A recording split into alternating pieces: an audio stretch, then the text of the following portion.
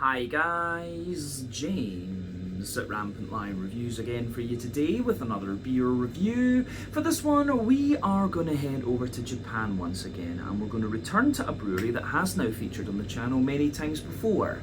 Now, these guys are still a relatively new addition to the Japanese beer scene, but they've built up a very good reputation for themselves over the last few years, so much so that they are potentially one of the most recognisable Japanese craft beer brands today. If people were to ask me about this brewery, I would say that they're probably best known for their different kinds of New England hazy, whatever you want to call them, IPAs. Indeed, this is the style that they really built their reputation upon, but in recent times they've been diversifying their output quite a bit and doing lots of different styles. I've seen lagers, different kinds of IPAs, big imperial stouts, other big malty beers, and also some wild ales from these guys. And basically my experience of this brewery is that pretty much anything they produce tends to be pretty damn good, so it's probably fair to say that this brewery is very well rounded these days, and they're definitely worth checking out if you're particularly interested in Japanese craft beer. But the beer that we're going to have a look at from them today is a style that I've had from this brewery several times before. It's one that I know they can do very well, and from what I gather, this beer was really quite exclusive once upon a time, but in recent times they've rebrewed this one twice and it's supposed to be really nice. I'm going to have a little look at the second rebrew of this beer for you.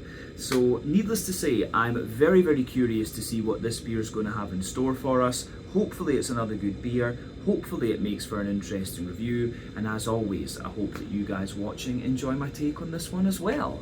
So yeah, for this review then, like I said, we are going to head over to Japan. We are going to go to Shizuoka Prefecture, which is a little bit to the southwest of Tokyo, right on the foothills of Mount Fuji. And to be specific, we are going to go to a little town called Mochimune, and that means we're going to have a look at another beer from the wonderful West Coast Brewing. So this particular beer is called Sleep, Drink, Sleep Again.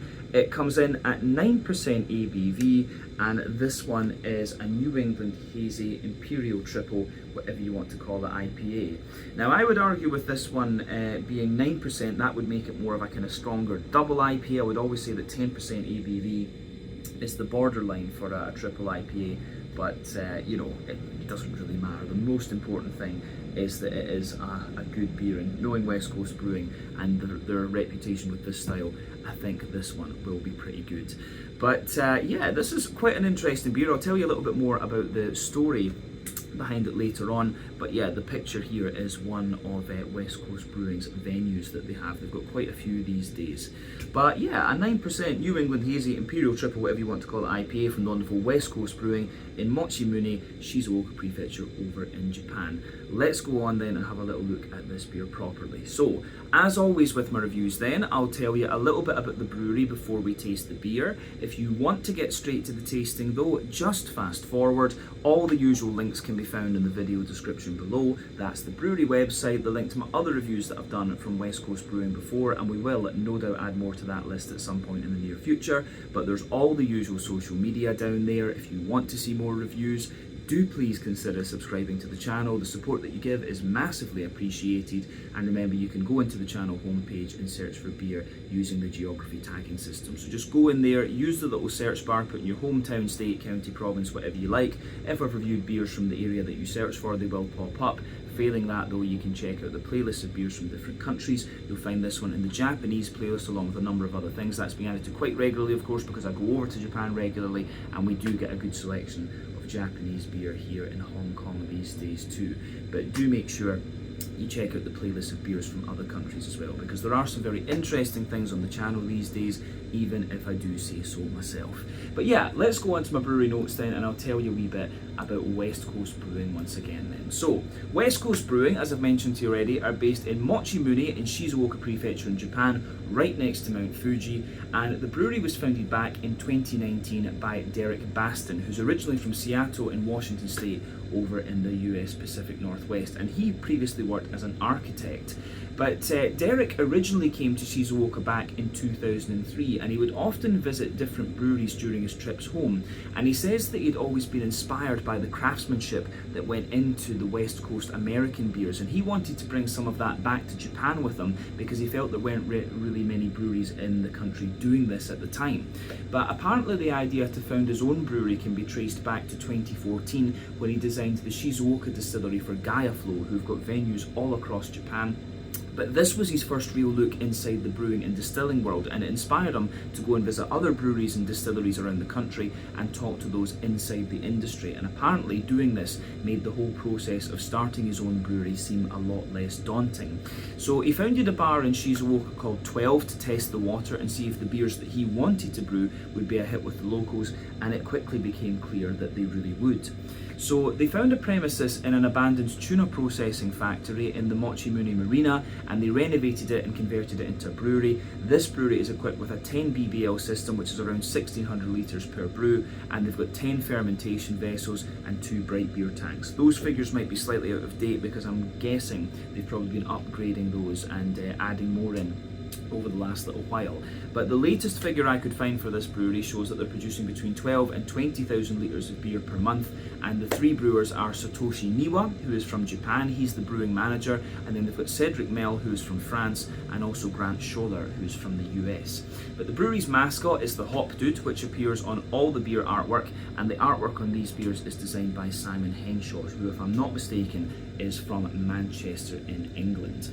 But over the first few years of their existence, they've been leaning mostly toward brewing different kinds of IPAs, notably the New England Hazy IPAs, but they've been establishing a barrel program over the last few years as well, and there's been a few big imperial stouts and some wild ales have come out of that as well.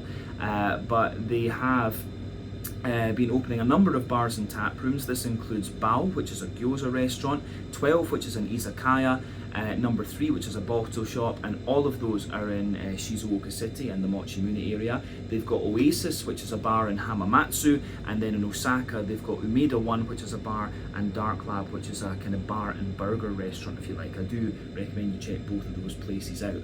But more recently they've added 2 locations in Tokyo. This is Hopbeat Records in Marunouchi, which is a bar and bottle shop, and then they've got the Room in Minato, which is a bar and restaurant, and then they've got another bar location in Chatan on Okinawa, which I do hope to go and visit actually.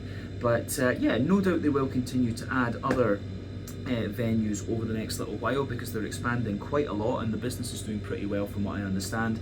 And as of September 2025, when I'm filming this review for you, these guys have produced 485 different kinds of beer according to Untappd, and as I say, they've got quite a diverse array of different beers these days. But yeah, that is everything I can really tell you about West Coast Brewing for the moment. If you want to learn more about these guys, you can check out the brewery website, you can follow them on Facebook and Instagram to keep up to date with all the latest goings on, and you can check out the Untappd page as well to learn a little bit more about all of the different beers that these guys have done. So yeah, let's go on and actually have a little look at the beer itself. So like I mentioned to you earlier, this one is a 9% New England Hazy Imperial Triple, whatever you want to call it, IPA. This one is hopped with Mosaic and Enigma. We know these hops fairly well. I've not had Enigma for a wee while, right enough, but Mosaic is 14% alpha acid, American hop. It gives you a lovely sort of tangerine orangey note with a little bit of earthiness in the green component.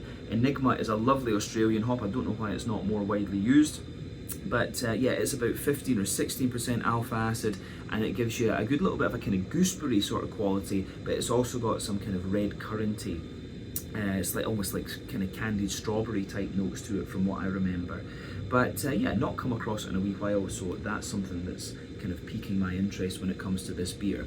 But this beer itself, the Sleep, Drink, Sleep Again, this one apparently was originally brewed back in 2022, and it was for the crowdfunding campaign that funded their new tap room across from the brewery in Mochimune, which is known as the Villa and Barrel House. So that is the venue that you can see on here. And this building also contains a hotel. They've got an exclusive beer that you'll get there if you kind of stay in one of the rooms. I think it's 10 litres of the beer you get, and you can take it away in a growler. So yeah, maybe when we go and actually visit Mochimune, we'll need to stay in this hotel and actually have a look at it. That would be pretty damn cool actually.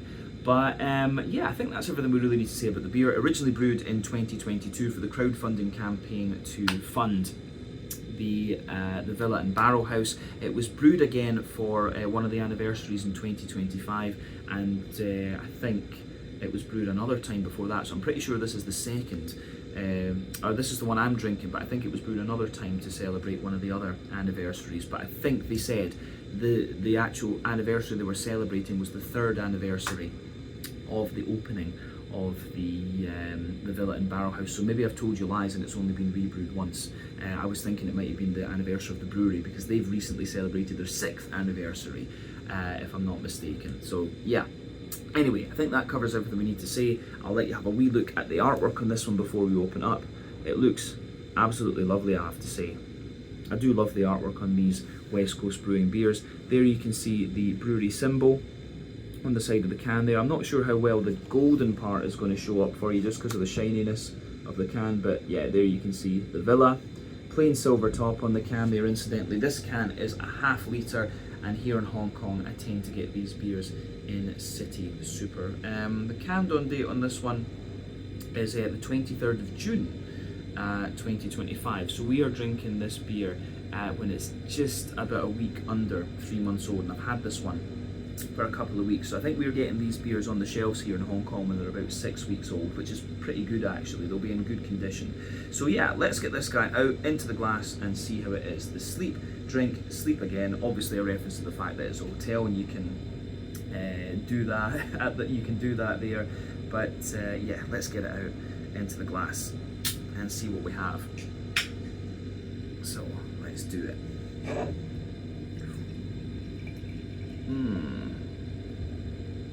So I think that should be about enough to take a look at the aroma and the appearance for the moment. So we've got maybe about 50 or 60% of the beer out and into the glass as it stands. So you can see that this one is poured with about a half finger, maybe a little bit over that, of a frothy, I would say kind of creamy coloured head. You can see the medium-sized bubbles on the surface of the liquid there. It gets a little bit foamier and soapier the further up that you go.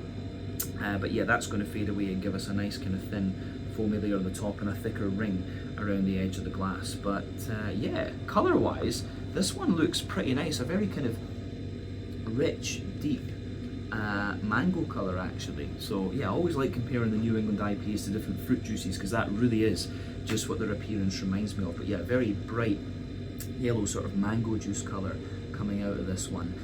Yeah, so remember, the colour of your beer depends on a few things. 1, the type of malts that you use. This goes a long way to determining your EBC rating. 2, length of your wort boil is going to play a role because the longer you boil the wort, the more the sugars caramelise and thus you get a darker colour of beer. But any barrel aging that you do or adjuncts you put into the beer will affect its colour as well, but you don't often have to care about those latter 2 variables when it comes to the IPA style umbrella.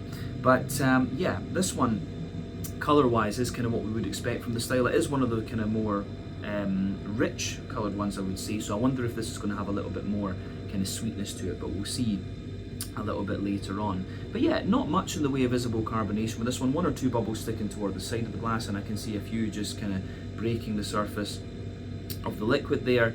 But yeah, it looks pretty nice. In terms of the level of haze in this beer, I'm going to say this is not one of the soupiest and gloopiest 9%ers that I've come across in recent times, nor is it one of the soupiest and gloopiest New Englands that I've come across from West Coast Brewing over the years. So remember, the level of haze in these beers depends on oak content, wheat content, and to a degree what yeast you use. That can vary from brewery to brewery and beer to beer, of course. But yeah, I think it looks pretty damn nice, this one, I have to say. So yeah, I don't know if we really need to say anything else about the appearance of this beer. It looks pretty much as you would expect from the New England Hazy IPA style, but yeah, it looks absolutely lovely. So I think we can leave it at that for appearance. Let's go on and have a little look at the aroma of this one. So yeah, this is where it always starts to get interesting. So let's do this.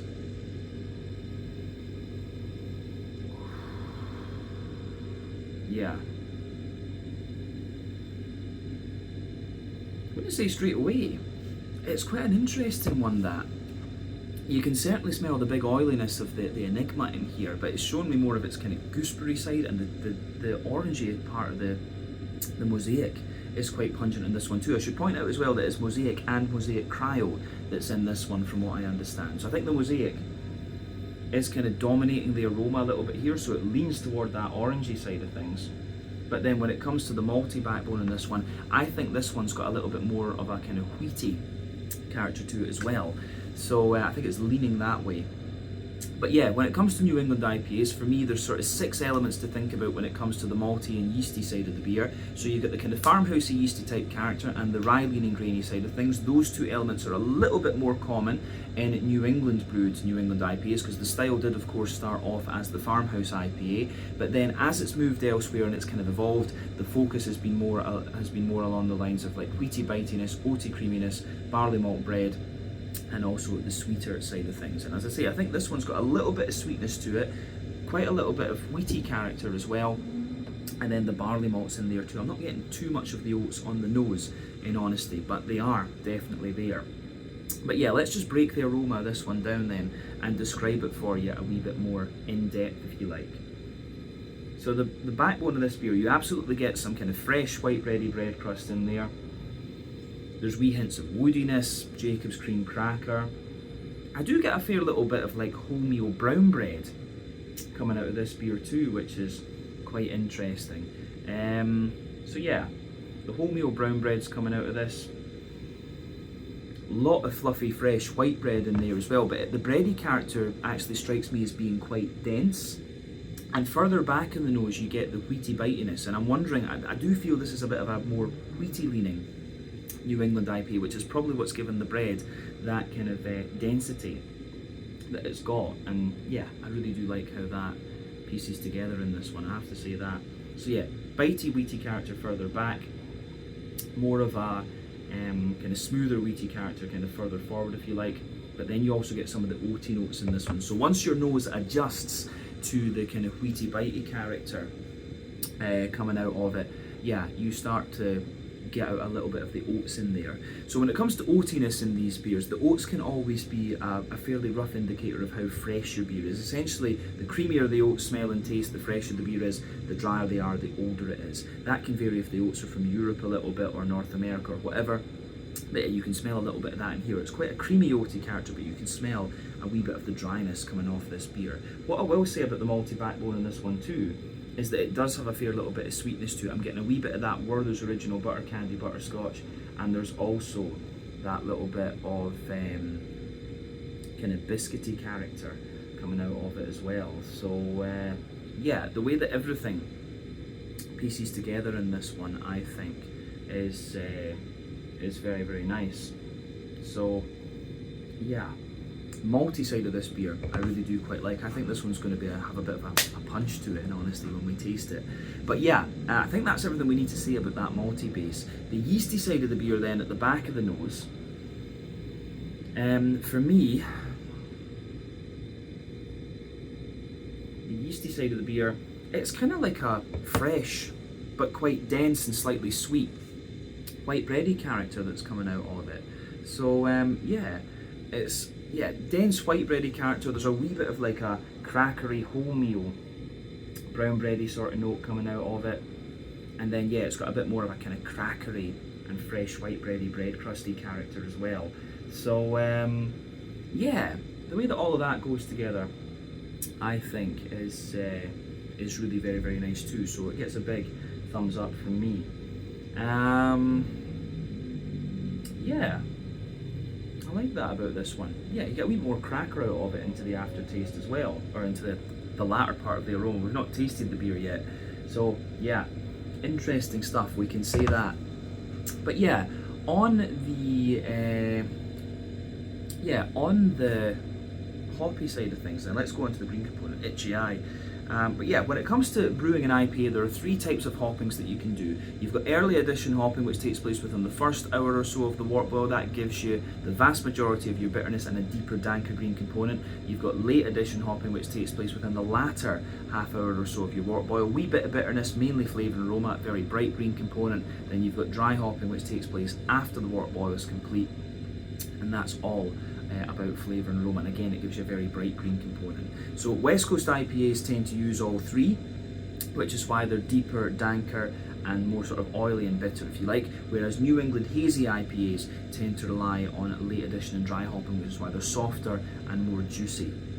And yeah, you can definitely see that in here. The cryo oil, of course, in this beer is also going to smoothen out your green component quite a little bit, but in fairness, I do feel that this beer has quite a pungent green component, in honesty.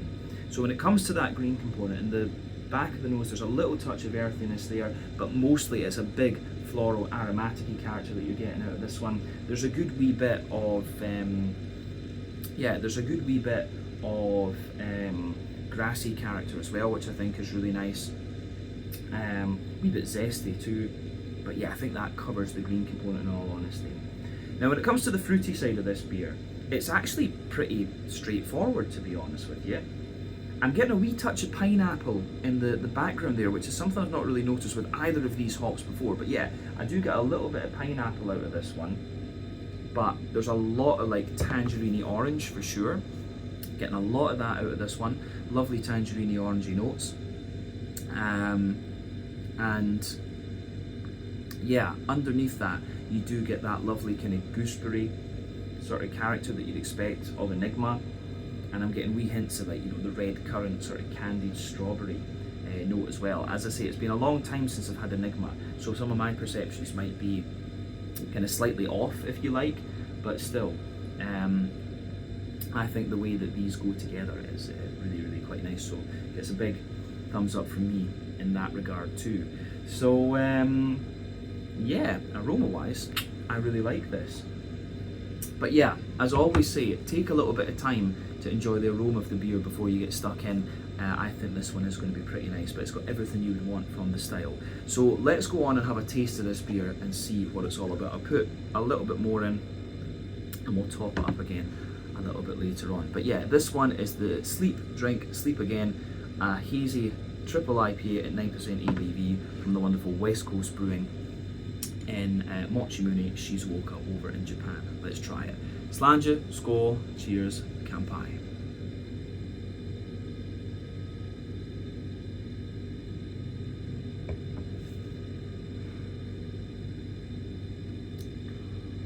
Ooh. Yeah, that is pretty damn good. It's a bit of a change of pace from the other West Coast Brewing beers that I've had recently. It does have a little bit more of a kind of wheaty kind of punch to it, if you like, and it feels that little bit sweeter as well, which I thought it would from the colour and the aroma. But yeah, this is really nice.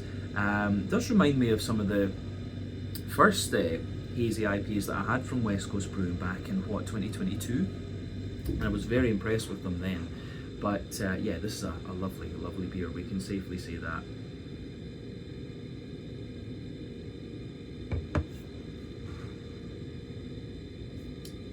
So yeah, where do we start with this then? So it is a more wheaty leaning New England IPA, but the oats, as I say, come out of it a little bit more. It's got that wee bit of sweetness, and then yeah, the green component is lovely on this too. But yeah, let's start on the middle third of the palate then, as we always do. So if we go there, the backbone of this beer is that lovely kind of fresh white bready bread crust. As you move further forward on your palate there, there's a little bit of like a woody character, which, you know, I very often get. I think that's just my palate. So fresh white bready bread crust, a little bit of woody character in there.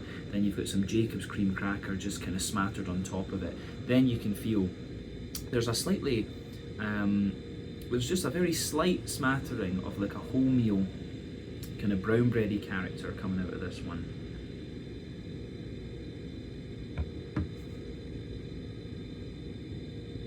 So yeah, a little bit of wholemeal brown bready character in there.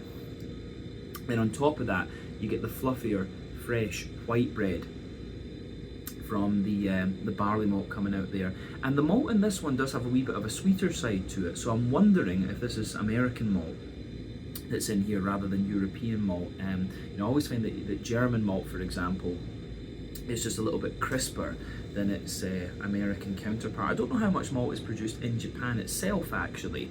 They may be using a little bit of Australian malt too. Japan's kind of in the middle of Europe, North America and Australia, so they've got a good choice of stuff that they can import. But yeah, they've probably got they would probably produce some very good malt themselves. It's just the question of the scale that they produce it at.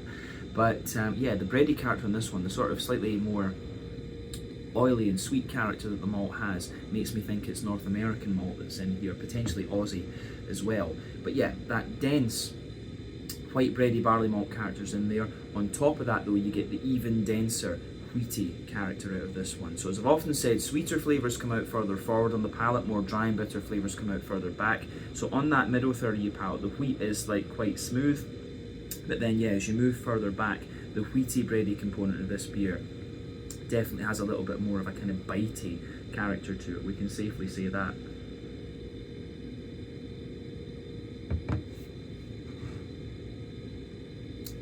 But yeah,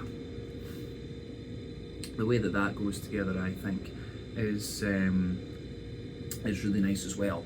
On top of that though, you do get a little bit of the oaty character, and I say this does lean more toward the wheat, but the oats show themselves a bit more in the aftertaste. If you go down the middle line of your tongue, you can feel that little bit of creamy oaty character there, but as you move out toward the edges of your palate, you can feel that little bit of dryness just pushing its way out of the oaty part of the beer there. And you know, this one, as I say, it's getting close to 3 months old, so you'll start to see this more and more as the beer gets older. They're kind of prime for New England IPAs for me. I think they get to their best when they're about 6 weeks in the can, and then you'll the 6 week to kind of 10 week mark for me is about the kind of prime of these beers, but you can just feel that little bit of oaty dryness creeping out of this one. But if you go to the dead centre of your palate there, you can feel that little circle where you get the Werther's Original butter candy butterscotch, and it's surrounded by a little bit of biscuit. And I will say this is one of the slightly sweeter leaning New Englands that I've had from West Coast Brewing over the last wee while. But after that, I think we've covered everything that's going on in the middle third of your palate. So let's go to the back third of your palate then. So I've often said you're going to get similar flavours between middle and back third of your palate in these beers, but they're just going to come out at different intensities. So yeah, the border region between middle and back third of your palate, you get that nice little bit of kind of bready build up in there, the brown bread in the base, the fluffier white bread in the middle, then the more dense wheaty white bready character on top. Then yeah, the base of that back third of your palate, you can feel the white bready bread crust in there, the Jacob's cream cracker on top of it, the brown bready layers there, which feels a little bit lighter, taller and more kind of airy if you like. Then yeah, the white bready character is sitting on top of that. Again, it feels a little bit lighter, taller and more airy. Then yeah, the more dense wheaty character with a little bit of bitiness on top of it is sitting there as well, which I have to say I do really quite like. And that bitiness kind of lingers into the aftertaste. But above everything else, you've got that little bit of yeasty character coming out of the beer. So let's focus on that yeasty side of things then.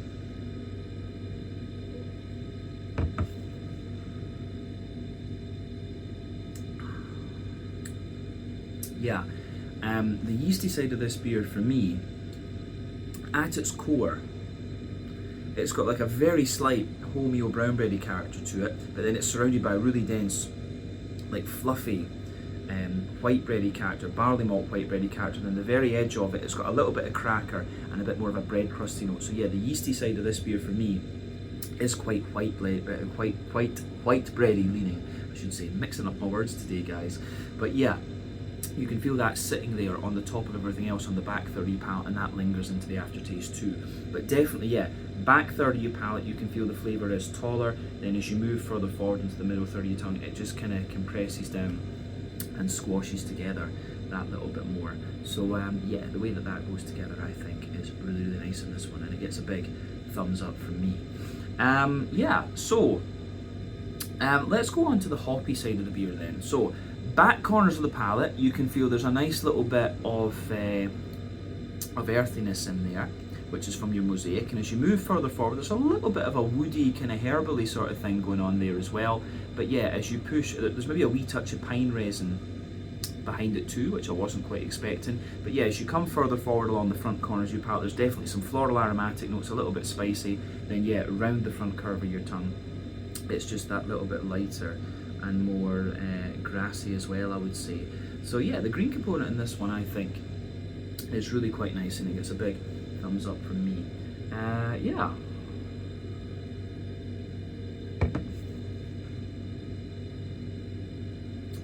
Yeah. I think that's everything we need to say about the green component of this one. But you will feel, the more you drink of the beer, the more it kind of smoothens out, likely because of the presence of the cryo oil in here. But yeah, let's look at the front third of our palate then, and the fruity side of things. So yeah, border region between front third and middle third of your palate, you get that nice little bit of bready build up again, kind of brown bread in the base, white bready barley malt in the middle, then the more dense wheaty character on top. The base of the front third of your palate, yeah, white bready bread crust, Jacob's cream cracker, wholemeal brown bread, fluffier white bread, the more dense wheaty white bready character on top of that. And then yeah, you can feel some of the smoother oaty character just creeping forward there. And on top of that, you get that nice oily bubble where the juicy fruity esters just roll their way out of the beer. So let's look at that fruity component then.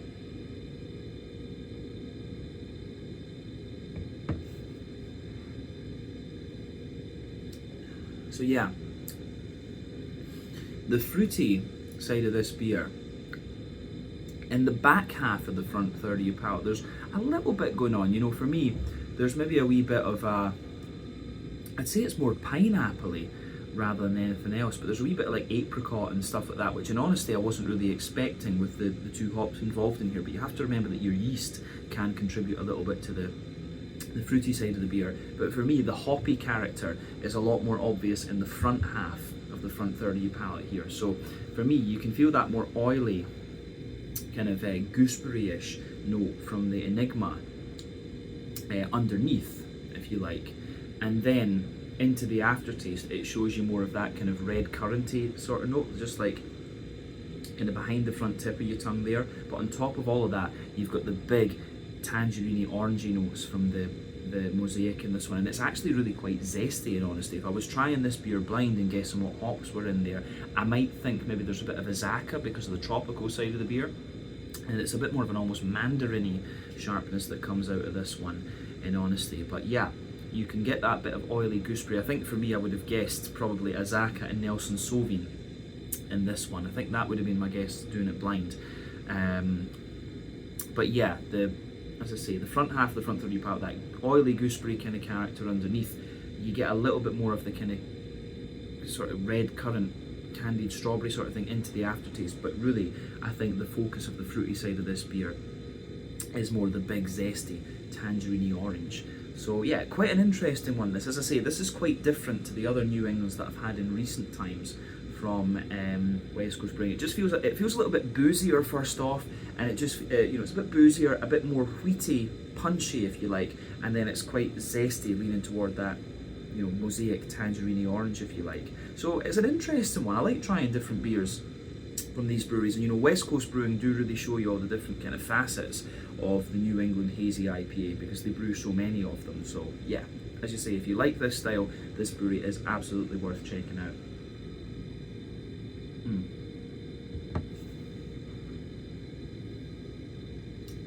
But yeah, it is pretty damn nice, I have to say. So thumbs up once again to West Coast Brewing. But let's round off the review then with a wee quick look at the mouthfeel. So for me, this beer, I would say this is kind of bottom end of full bodied. The carbonation is really quite smooth. You can feel that typical Japanese cleanliness to this beer. I've always talked about that, how the Japanese view beer is something to kind of clear the throat. So no matter what style you have, you'll have a big bold flavour to it, but you'll still feel the kind of cleanliness of the Japanese volcanic water. You can get that in here, but this is definitely, pardon me, one of the more dense, kind of creamy New England IPAs that I've had from West Coast Brewing. It's got that wee bit of wheaty bitiness to it as well, so it is a little bit more. It's got a little bit more dryness at the same time, but it's also got that little bit more booziness to it. I can feel the bit of alcohol warmth coming out of this one. But IBU wise, I think it's a bit higher too. This one might well be about 50 or 60 IBUs, but it's not going to blow the head off you in terms of bitterness. The malt base, as we say, a bit drier underneath, smoother in the middle, and a wee bit creamier and slightly sweeter on top. And then yeah, you've got that nice juicy but quite zesty and oily fruity character coming out of this one too. So a very, very good beer from West Coast Brewing, one that has gone down a slightly different route than the other ones we've had in recent times, and it does show you that little bit more booziness. So thumbs up to them for doing something a bit different and bringing back one of their older beers too. So yeah, I think we can leave it at that for this one. This is the Sleep, Drink, Sleep Again, a 9% New England Hazy Imperial Triple, whatever you want to call it, IPA from the wonderful West Coast Brewing in Mochimune, Shizuoka Prefecture over in Japan, one of my favourite Japanese breweries. This is definitely worth checking out should you get the chance. So yeah, once again, thank you for watching my beer reviews. Until the next time, please like, subscribe, share, all the usual YouTube stuff. Let me know your own thoughts on this beer in the comments section below. Let me know what your favourite beers are, from West Coast Brewing as well, and we will no doubt return to these guys again at some point in the fairly near future. Until the next time, check out my social media, check out West Coast Brewing's social media, and I'll see you guys in another review very, very soon. Slàinte, skål, cheers, and kampai.